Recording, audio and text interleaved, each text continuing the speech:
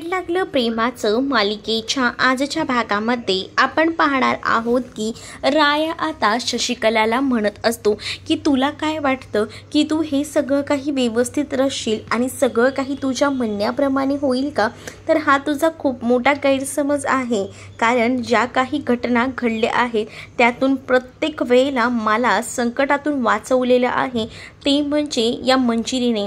मी जेव्हा मला गोळी लागली होती तेव्हा तिनं स्वतःच्या हाताने माझ्या छातीतील गोळी काढली होती आणि मला वाचवलं होतं, हे सुद्धा माझ्या चांगलंच लक्षात आहे।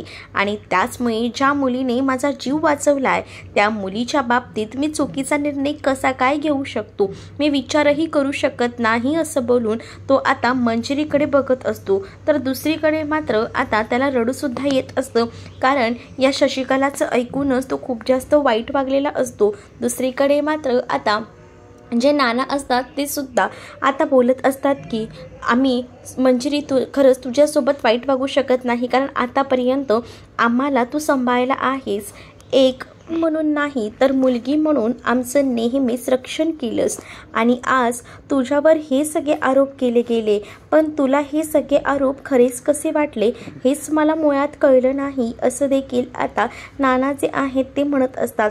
दुसरीकडे जीजी देखील आता तिच्या पाठीशी खंबीरपणे उभी असते आणि जीजी जी आहे ती सुद्धा आता मंजिरीला म्हणत असते की तू या पातायंत्री बाईवर विश्वास ठेवू नकोस, आम्हाला माहिती आहे की आमची मंजिरी कशी आहे ती, आमची मंजिरी खरंच सोनं पावल्याने आलेली आहे, त्यामुळे काही झालं ना तरी सुद्धा मला माहिती आहे ना की मंजिरी कशी आहे आणि तिच्यामध्ये किती बदल आहेत ते, त्यामुळे मला ना कोणावरही विश्वास नाही, असं देखील आता जीजी जी आहे ती म्हणत असते।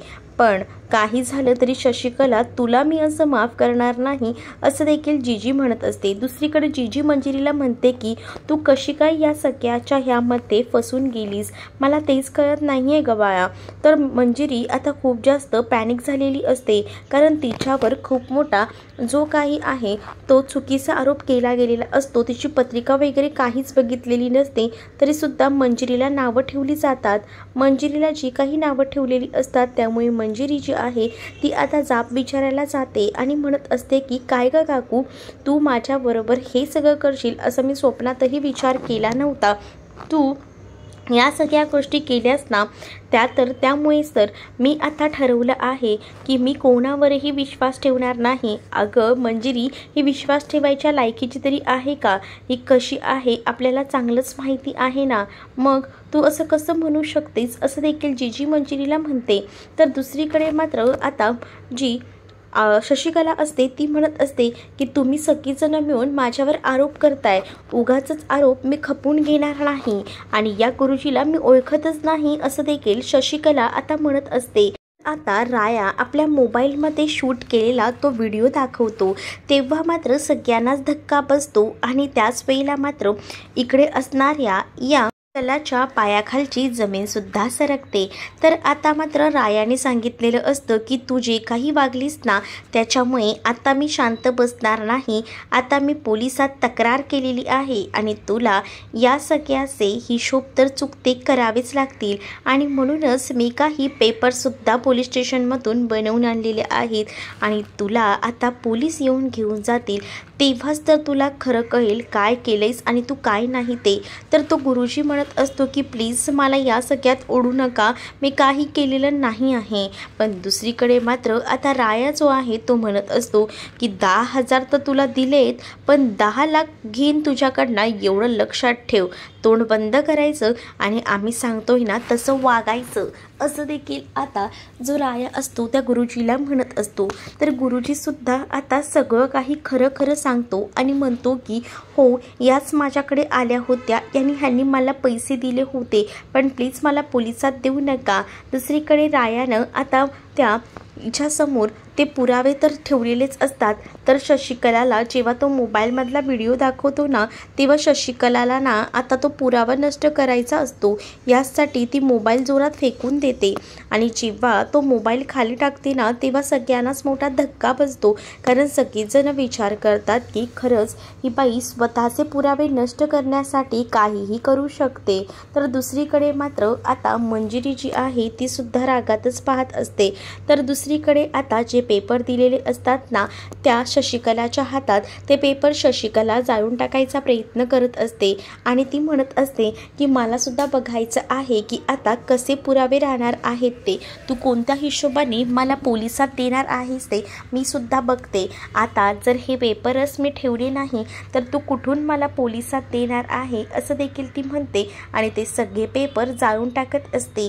पेपर जाळून टाकताना ती हा देखील विचार करत नाही की ते पेपर नेमके कसले आहेत. तिला असं वाटतं की जो राया आहे त्याने पोलिसात तक्रार केली आहे आणि तो पुराव्याचा पेपर आहे आणि म्हणूनच तो पेपर जाळल्यानंतर ती खूप जास्त खुश होते आणि ती आता म्हणत असते की तुम्ही आता काय करणार आहे, तुम्ही काहीच करू शकत नाही.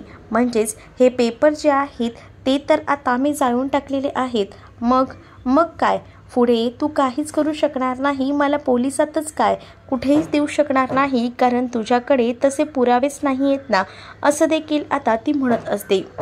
जेव्हा हे सगळं काही ती म्हणते ना तेव्हा मात्र आता रायाला खूप जास्त हसू येतं.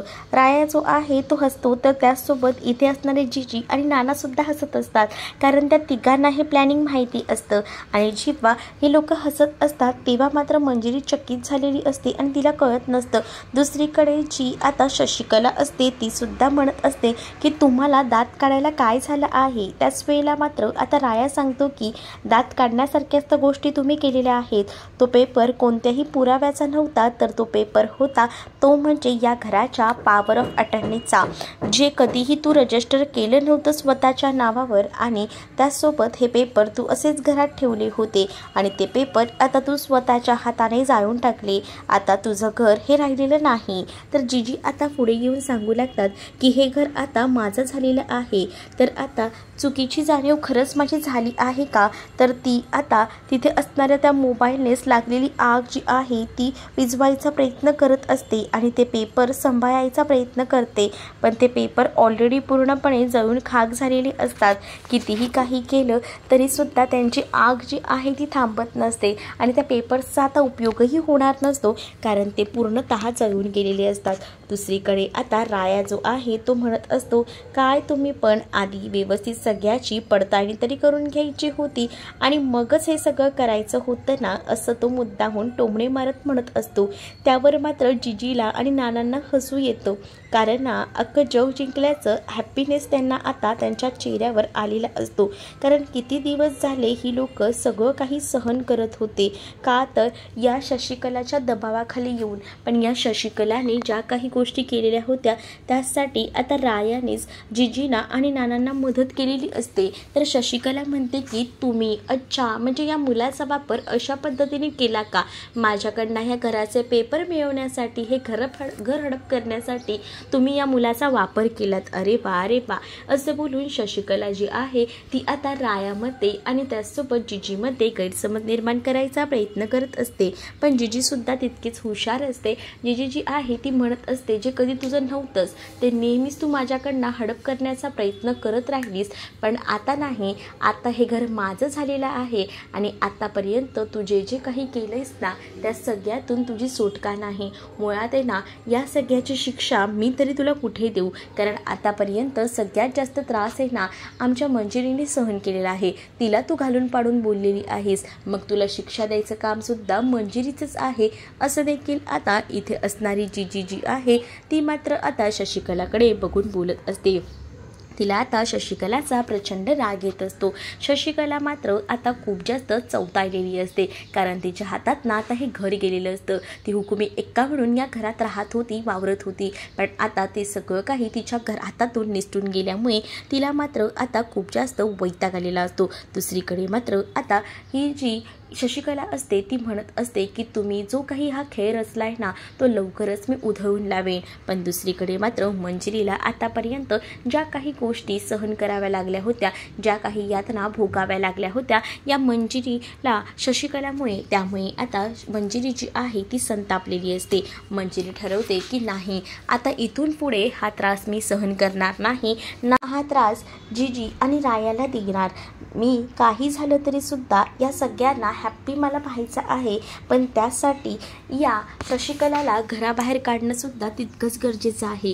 कारण आतापर्यंत या बाईने माझ्या जिजीला, मला, नानांना खूप त्रास दिलेला आहे आणि आता ती योग्य वेळ आहे, सगळं काही आपल्या हाताशी आहे, तर या बाईला घरात ठेवायचं नाही असं ठरतं.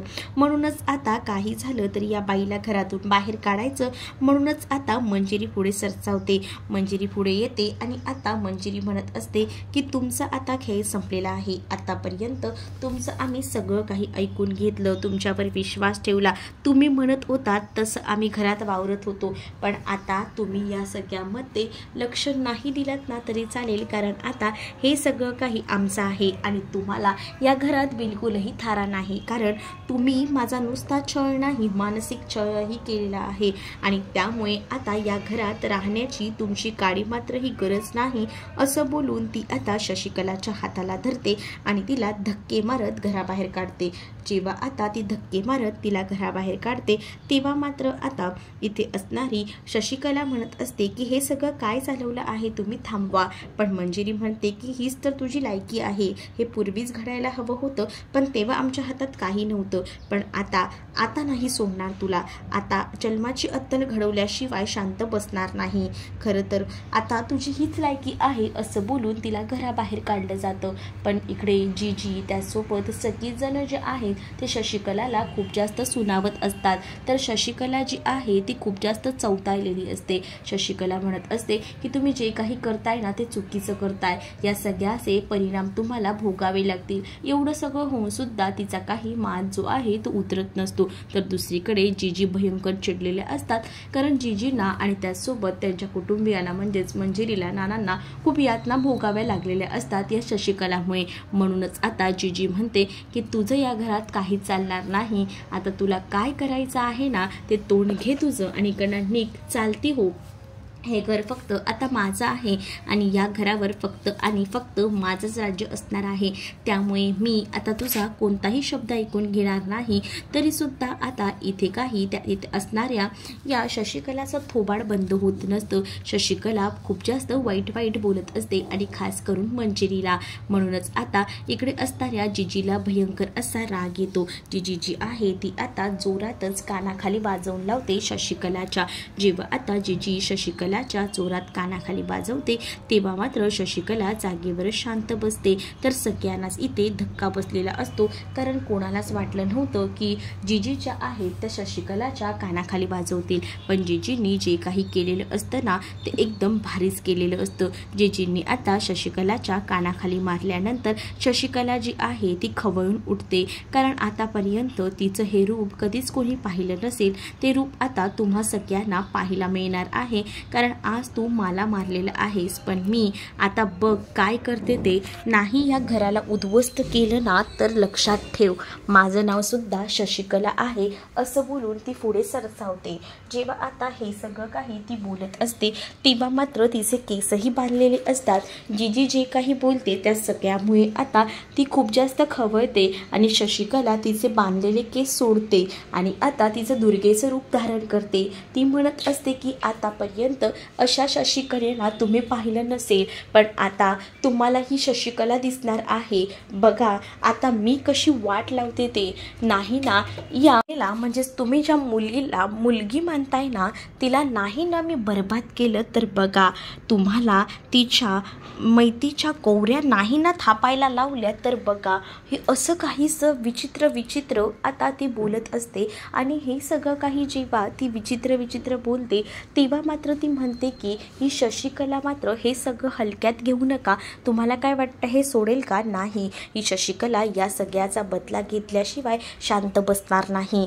माझी शपथ आहे, मी हे घर मिळवून राहणारच. ती तुळशीतली माती हातात घेते आणि म्हणत असते की ह्या घरावर या सगळ्यावर फक्त माझा अधिकार आहे आणि जोपर्यंत माझ्या मनासारखं होत नाही ना तोपर्यंत मी काही शेवटचा श्वास घेत नाही. बघा तुम्ही मी काय करते ती, या मातीची शपथ आहे असं बोलून तिनं आता ती मातीसुद्धा हातात घेतलेली असते. पण दुसरीकडे मात्र या लोकांना काहीच फरक पडत नसतो. उलट आता या लोकांना असं वाटत असतं की चला घरातली पिढ्या जी आहे ती काही झालं तरी आता दूर जाते ना, तेच त्यांच्यासाठी खूप जास्त महत्त्वाचं असतं आणि त्यामुळेच आता ते खूप जास्त खुश असतात। तर दुसरीकडे मात्र आता पाहायला मिळतं की जीजी जी आहे आणि मंजिरी त्या तर आता खूप जास्त खुश असतात, कारण ज्या काही गोष्टी घडलेल्या असतात त्या एकदम अशा परफेक्ट घडलेल्या असतात आणि त्यामुळेच आता ज्या गोष्टी घडलेल्या असतात त्यामुळे रायासुद्धा खूप जास्त आता खुश असतो। तर एवढे दिवसांची त्यांच्या घराला लागलेली वाळवी शशिकला नावाची ती आता दूर झालेली असते आणि म्हणूनच तो खूप जास्त असा खुश असतो।